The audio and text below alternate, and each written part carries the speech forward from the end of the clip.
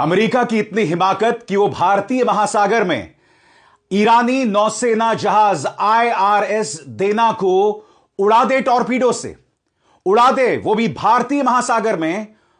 और हमारी सरकार यानी भारतीय जनता पार्टी सरकार अब तक खामोश है। इस वक्त सुबह के 7:30 बज रहे हैं और मैं ये कार्यक्रम रिकॉर्ड कर रहा हूं। कायदे से ये कार्यक्रम मुझे आपको कल देना चाहिए था, मगर मैं इंतजार कर रहा था। मुझे उम्मीद थी कि मेरी सरकार उसका मुंह तोड़ जवाब देगी, कम से कम एक बयान जारी करके।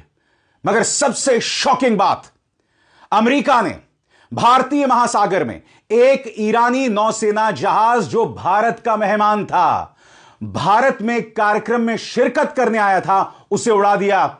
और हमारे यहां सरकार पूरी तरह से खामोश है। सबसे पहले दोस्तों मैं आपको बतलाना चाहता हूं वो मंजर जब ईरानी नौसेना जहाज को अमेरिकी टॉर्पीडो ने उड़ा दिया था।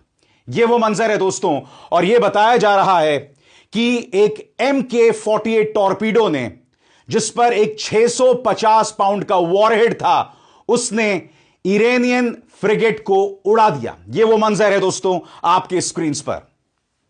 यह है अमेरिका की दबंगई। मैं फिर आपसे पूछना चाहता हूं, यह मंजर होर्मुज की खाड़ी में नहीं, ईरान के पास नहीं, भारतीय महासागर में हुआ है और हमारी सरकार अब तक खामोश है।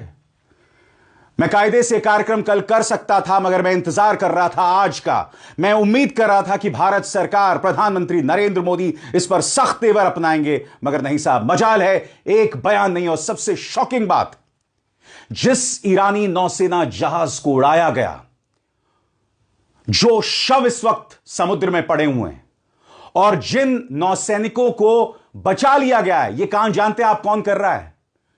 श्रीलंका की नौसेना कर रही है।